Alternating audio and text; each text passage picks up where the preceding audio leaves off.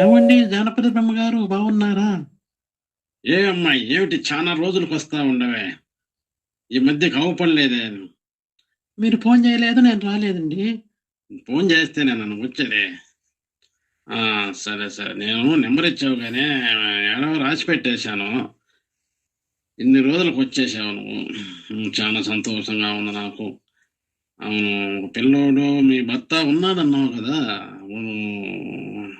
అపార్థం చేసుకోలేను ఈ విధంగా తిరుగుతా ఉంటే. ఆయన డ్యూటీకి ఆయన పోతాడు, పిల్లోడు ఇంటికాడ ఉంటాడు. నాకు ప్రతిదీ బజార్కి వచ్చి నేనే తీసుకోవాలా, ఇంకేదైనా పనులు ఉన్నా నేనే చూసుకోవాలా, ఆయన పట్టించుకోడు. అంతే కదా, ఇక నేను చేసేది ఏముంది బ్రహ్మగారు? అంతేనంటవా? సరే, ఒక్క నిమిషం అట్టుండు. అబ్బా అబ్బా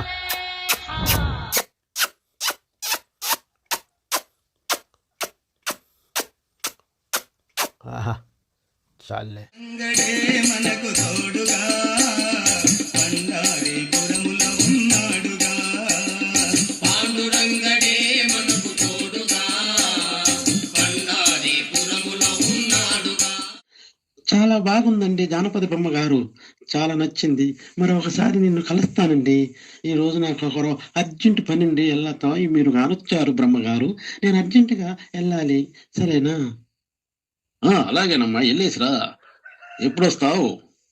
మరోసారి వస్తాను ఫోన్ చేసి. అలాగే వచ్చేసి బాయ్.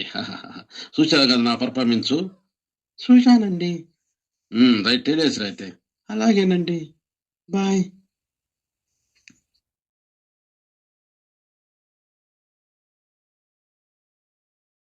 మీది? మాది ఉదయ గోదావరి జిల్లాలండి. అవును. ఈయన ఎవరు?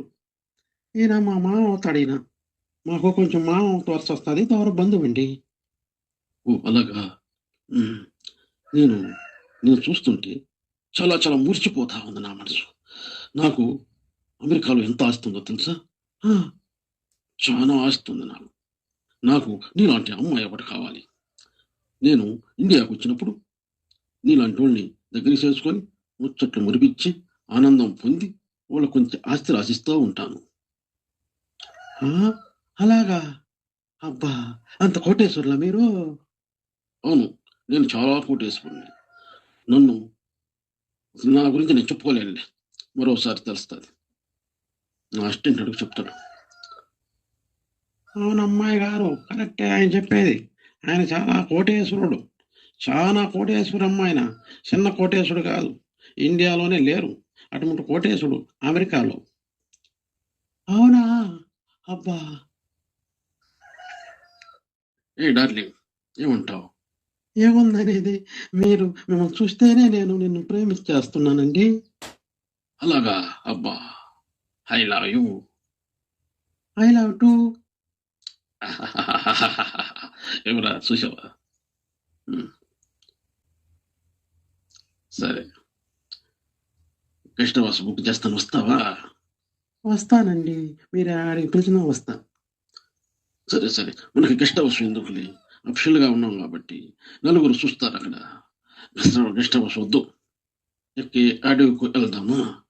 అలాగేనండి, వెళ్దాము. ఓకే.